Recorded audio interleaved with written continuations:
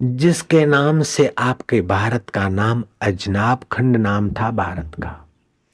ऋषभ देव ने इतना सुंदर सुहावना राज्य किया और फिर अपने 100 बेटों को बुलाकर कहा कि बेटा, पिता पिता नहीं, पिता न सस्यात, जननी न सस्यात, देवो न सस्यात, स्वजनो न सस्यात, गुरु न सस्यात।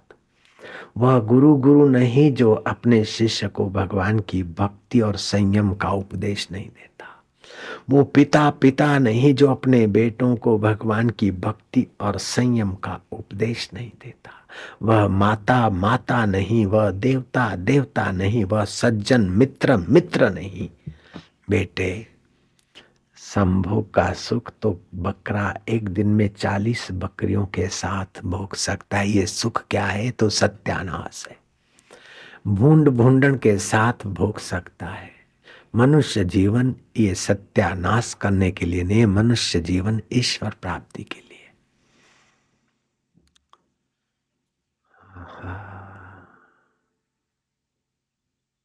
80 बेटे तो ईश्वर प्राप्ति के तरफ चले, 9 योगेश्वर बने और 9 कर्मकांडी यज्ञ के तरफ, और एक बेटा जो भरत था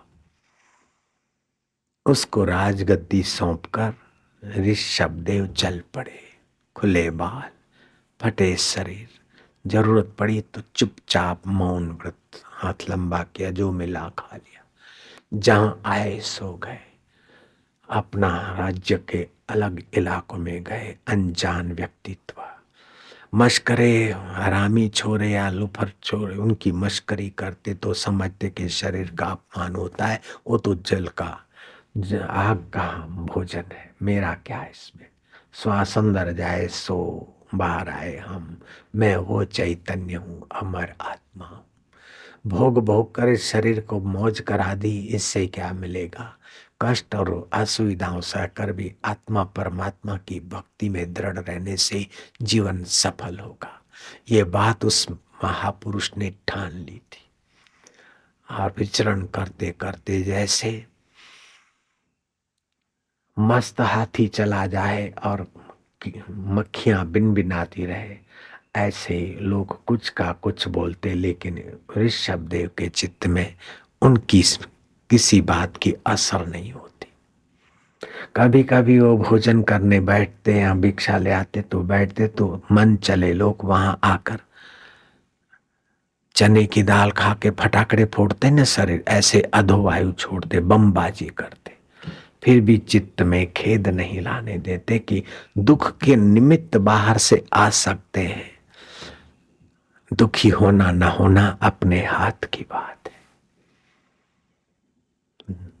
मैं ये ऐसा क्यों किया है, आग्रही तो दुख देता है, उनका है वो करे, मैं दुखी और सुखी से परे सो हम में रहूं, मेरे को क्या जाता है। ऐसे महापुरुष जैन धर्म में ऋषभ देव भगवान के नाम से आज भी पूजे जाते। प्रथम तीर्थंकर भगवान ऋषभ देव, उनके पुत्र भरत।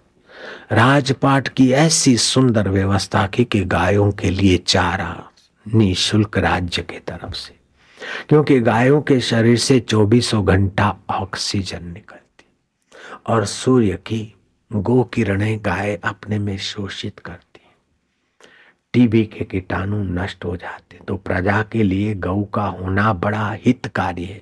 इसलिए गायों का पालन लालन पालन, गोपालों को महंगा न पड़े तो राज्य के तरफ से गायों के लिए चारा आदि की व्यवस्था, प्याऊ आदि की व्यवस्था। ऐसा नहीं कि टैक्स पे टैक्स और गाय बेचारी पॉलिथीन की थैलियां खा खा के कचरा पट्टी में मरे और नेता पैसे विदेश में जमा करे, ऐसा राज्य नहीं था भारत का। भारत का राज्य बहुत सुंदर था। जो सच्चाई से राज्य करता है उसको वैराग्य आएगा। जो धर्मात्मा है, धर्म से राज्य करेगा तो उसके चित्त में वैराग्य आएगा। धर्मते बिरति योगते ज्ञान, धर्म का फल है कि फिर आपको उपरामता आ जाए, वैराग्य आ जाए, ईश्वर पाने की भूख जग जाए। भारत सुंदर राज्य व्यवस्था, पक्षियों के लिए दाने के अलग अलग जगह है। प्रजा को भी सीख दी कि पक्षियों को दाना डालना चाहिए। धर्मशाला है, प्याऊ और सराय अभ्यागत साधुओं को द्वार द्वार भिक्षा न मांगनी पड़े, ऐसी सुंदर व्यवस्था।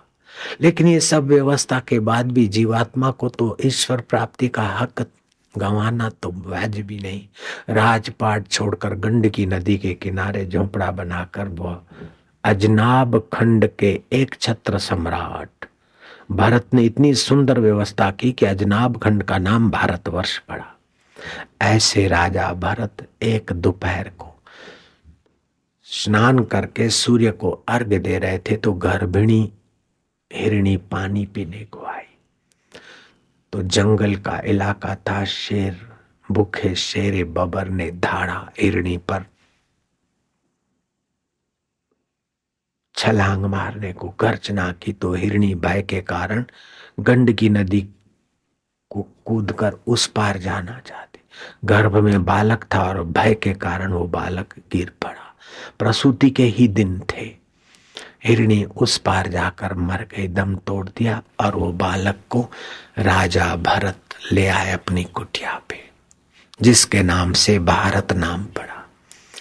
उस हिरण के बच्चे को दूध बूध पिलाते, प्यार करते, पुचकारते, साथ में बिठाते। और हिरण जब वैसे ही हिरण प्यारा लगता है और बच्चा तो कुत्ते का भी प्यारा लगता है, बंदरी का बच्चा भी प्यारा लगता है, मनुष्य का बच्चा भी प्यारा हो लगता है, क्योंकि उसमें अहम नहीं होता है ना, अभी उसका अहम सुषुप्त होता है। और महापुरुष प्यारा लगता है कि उसका अहम व्यतीत है। अहम सुषुप्त है तो बच्चे प्यारे लगते हैं, और अहम जिसका व्यतीत हो गया ईश्वर प्राप्ति से, वो महापुरुष भी प्यारे लगते हैं। चाहे कबीर जी हो, चाहे कृष्ण जी हो, चाहे राम जी हो, चाहे रहीदास हो, महापुरुष सज्जनों को प्यारे लगेंगे। और महापुरुषों के दर्शन से सज्जनों की जो उन्नति होती है वो तीर्थ स्नान से इतनी नहीं होती। तीर्थ नाए एक फल, संत मिले फल चार, सतगुरु मिले अनंत फल। सतगुरु के दर्शन से अनंत फल की न अंत इति अनंत। राज भरतरी राजा भरत को कभी कभी वो चाटे, कभी खुजलाए, अरे बैठ ध्यान कर। अब ध्यान तो मनुष्य का बच्चा भी नहीं करे तो हिरण का बच्चा क्या करे। दिन बीतते गए और भरत भूल ही गए कि इतना बड़ा राज्य छोड़ना आसान है, लेकिन सत्संग के बिना ममता नहीं छूटती। हिरण में ममता हो गई, इसका तो कोई नहीं है, न बेचारे की माँ जिंदी रही न बाप, इसका कोई संबंधी और सखा भी कोई नहीं, मैं ही हूँ। तू मेरा है ना, मैं ही तेरा बता, तेरे माता पिता। हिरण बिगड़ी यूं करे, ममता बढ़ गई, मोह बढ़ गया।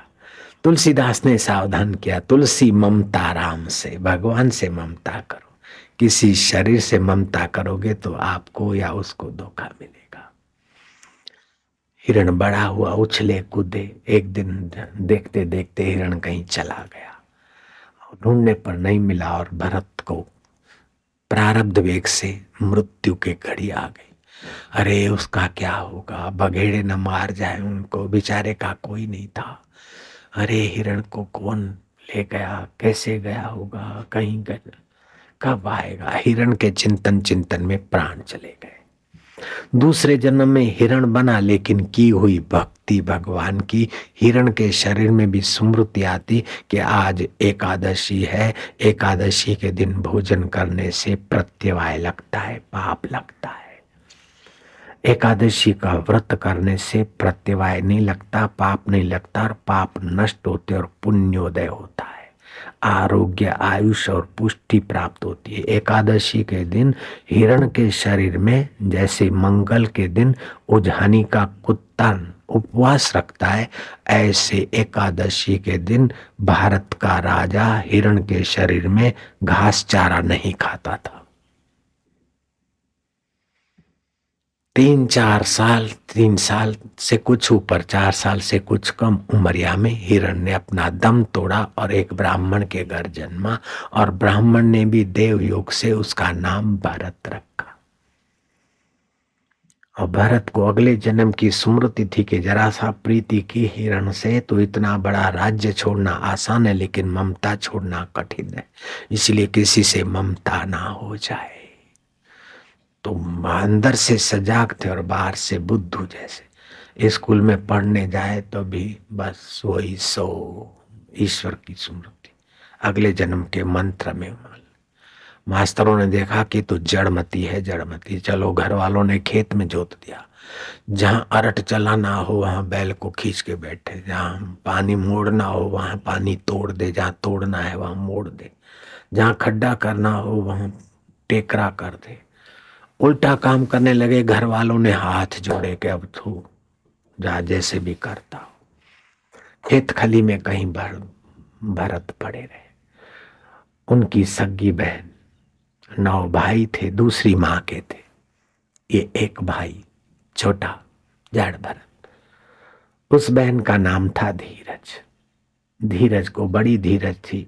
लोग तो उसका अपमान करते थे, रूखा सूखा देते थे और भरत को जो मिले खा जाए। भूख लगी तो खा जा, नहीं भूख लगी तो मुंह करके बैठ जाए। बोले मरने वाले शरीर को स्वाद का गुलाम क्यों बनाओ, मिटने वाले शरीर को काम इंद्री का गुलाम क्यों बनाए। ऐसा समझ के जड़ की नाई विचरण करते थे, तो लोगों ने उनका नाम जड़ भरत रख दिया। एक दिन उनकी बहन कुछ ले आई रोटी, जो कुछ देखा तो भाई भाई भरत भरत, खेत खली में इधर उधर देखा तो मिले नहीं। उसको पता था कि कहीं घास में इधर उधर छुप के बैठते, छान मारा नहीं मिला। हाश कहाँ गए होंगे। धीरे से एक दूसरे ढकले के तरफ देखा तो 2 व्यक्तियों का गुफ्तगू हो रही है। तो देखा कि मेरे भाई भरत जड़ गूंगे थे, वो बोलने लग गए कि मेरे को मेरी बहन की चिंता है। देवऋषि नारद, आप मुझे कहते हो जीवन मुक्त हो, अगले जन्म के राजा हो, हिरण के शरीर से गुजरे हो, सब सुमरण है, लेकिन भाई अब मैं तो तुम्हारे जैसा मुक्त विचरण करने में मेरे को धीरज की चिंता है। धीरज ने सुन लिया कि मेरा नाम, मेरा भाई जो आज तक गूंगा था वो बोलना जानता है, मुझे पता ही नहीं था। देखा तो एक साधु वेशधारी था। धीरज को पता नहीं था ये साधु वेशधारी नारद जी थे। नारद जी चिरंजीवी है। हनुमान प्रसाद पोजदार अभी उनका शरीर शांत हुआ। गीता प्रेस गोरखपुर में उनको मिलने आए थे नारद जी हनुमान प्रसाद जी को। जहां मिले थे वो जगह का चबूतरा भी बना हुआ है, मैं देख के आया हूं इन्हीं आंखों से, सपने में नहीं, ध्यान में नहीं, इसी जगत की बात करता। तो नारद जी को जड़ भरत कहते हैं कि मुझे मेरी धीरज बहन का विवाह हो जाए, क्योंकि वो मेरे प्रति बड़ा स्नेह रखती है। और तो स्नेह पाश मैंने तोड़ दिया, लेकिन मैं उसके स्नेह का उत्तर कुछ नहीं देता हूं। उसका थोड़ा मेरे को होता है। नारद जी आप आशीर्वाद करें। तीसरे दिन एक अच्छे खानदान से, ब्राह्मण खानदान से मांग आ गई। धीरज का विवाह हो गया और जड़ भरत निकल पड़े विचरण करते। पागलों का सा वेश जंगल में रहे, गिरी में गुफा में फल कंदमूल खाने। सिंध सौरभ देश का राजा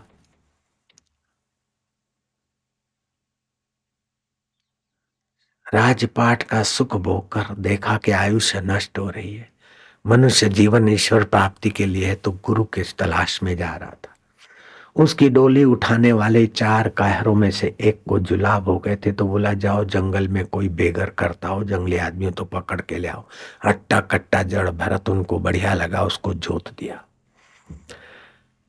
3 तो नौकर और चौथे ये महापुरुष। जहां कीड़ी मकोड़ी या कोई जीव जंतु को देखे तो उसको बचाने के लिए जड़ भरत जंप मारे तो रहुगण राजा का सिर टकराता था डोली में।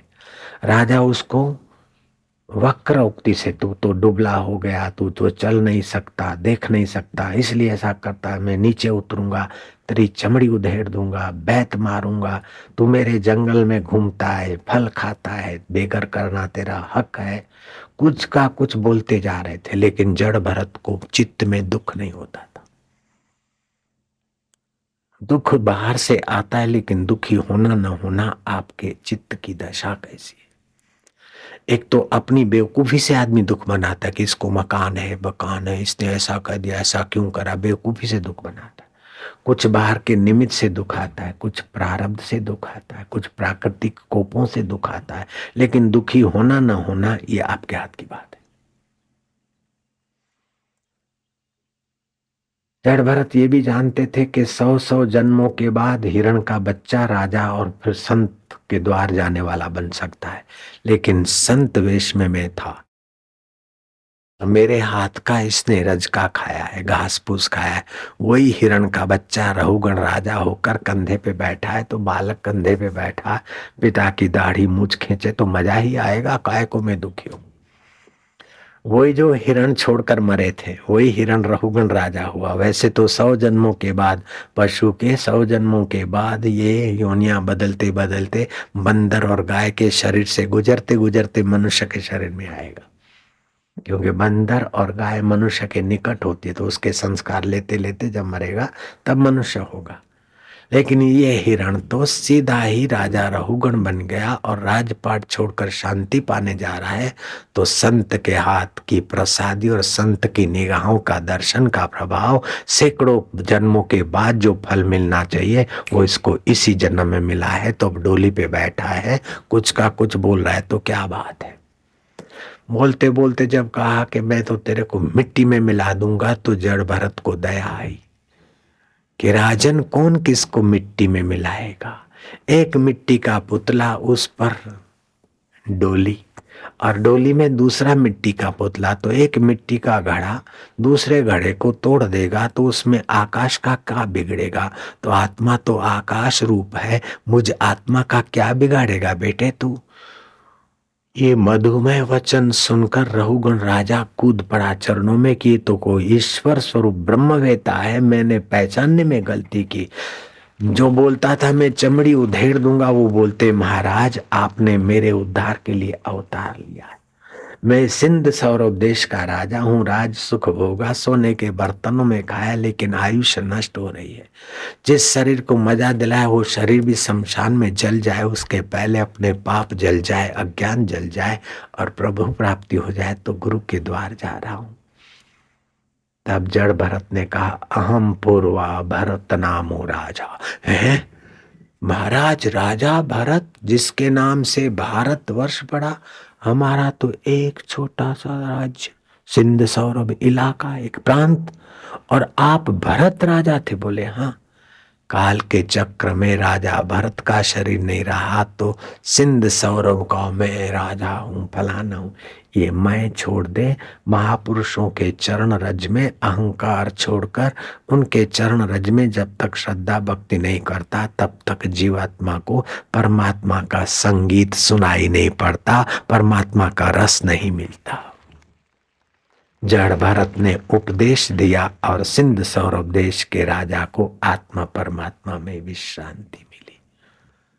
सत्संग कितना ऊंचा पद दे देता है। कहाँ तो अनाथ हिरण जिसकी मां मर गई थी सिंह के भय से, और कहाँ सिंध सौरभ देश का राजा राहुगण, और कहाँ आशाराम बापू के द्वारा करोड़ों का आदर पात्र बना हिरण का बच्चा।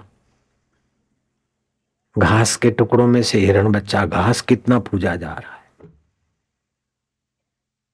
मानव तुझे नहीं याद है, तू प्रभु का ही वंश है, तू ब्रह्म का ही अंश है, कुल गोत्र तेरा ब्रह्म है, सद ब्रह्म का तू अंश है। संसार तेरा घर नहीं, 2-4 दिन रहना यहाँ, कर याद अपने आत्मा की स्वराज निष्कंटक जा। आपकी तपस्या का मैं अभिवादन करता हूँ भगवान भोले बाबा के तरफ से। धनभागी वे सत्संग में आते, लेकिन उनसे दुगने वे धनभागी हैं जो दूसरों को सत्संग में लाने का और दूसरे की साथ साथ पीढ़ी तारने का सेवा कर लेते हैं। मैं उन दोनों धनभागियों को शिव जी के तरफ से धन्यवाद देता। शिव जी कहते हैं धन्या माता पिता धन्यो, धन्या माता पिता धन्यो, गोत्रम धन्यम कुलोद्भव, गोत्रम धन्यम कुलोद्भव, धन्या च वसुधा देवी, धन्या च वसुधा देवी, यत्र स्यात् गुरु भक्ततः। यत्र स्यात् गुरु भक्तः। पार्वती उनकी माता धन्य है, उनकी माना तुम्हारी हुई। उनके पिता धन्य है। शिव जी के तरफ से धन्यवाद मिल रहा है, नेता के तरफ से धन्यवाद मिलता है तो वोट लेने के लिए, और शिव जी के तरफ से धन्यवाद मिलता है तो मुक्ति देने के लिए। धन्या माता पिता धन्यो, गोत्रम धन्यम कुलोद्भवा, धन्या च वसुधा देवी, यत्र स्यात् गुरु भक्त।